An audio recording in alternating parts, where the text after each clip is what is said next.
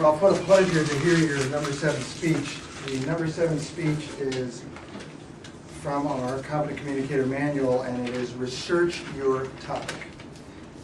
A couple of key points that I'm instructed to look at as the evaluator of the number 7 speech.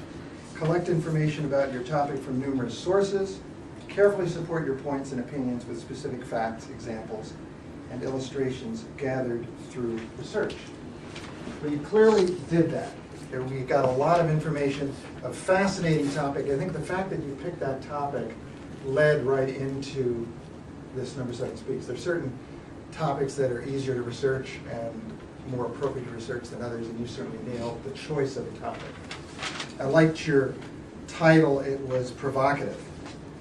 You gave a very good introduction. As a speaker, you have a very pleasant manner.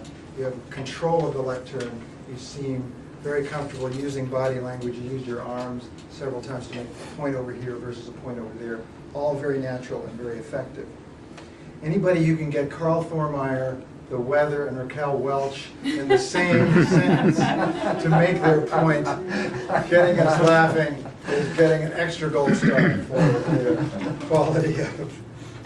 And I'm not sure who was upstaged in that. I don't think it was necessarily Carl. I think it might have been Raquel Welch that lost that in that comparison. Some suggestions. When you fell into the problem that a lot of us do when we're dealing with slides, a lot of the time you were looking at the slides, you were talking to the slides. And while you did that, you lost us in the audience. So turn to the slide and then know your slide well enough to turn to us and maybe point with your left hand while you're looking at the audience, or just talk to us. Because we're looking at the slide, we don't want to look at your back.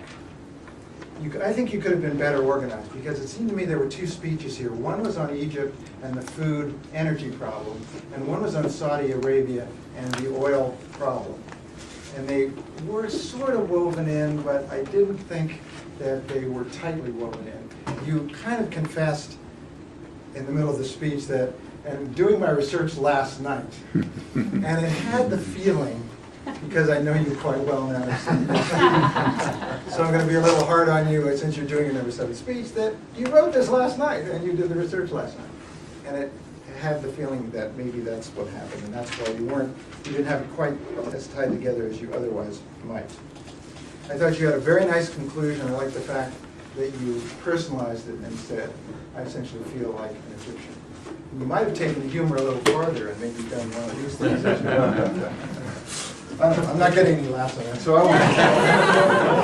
won't.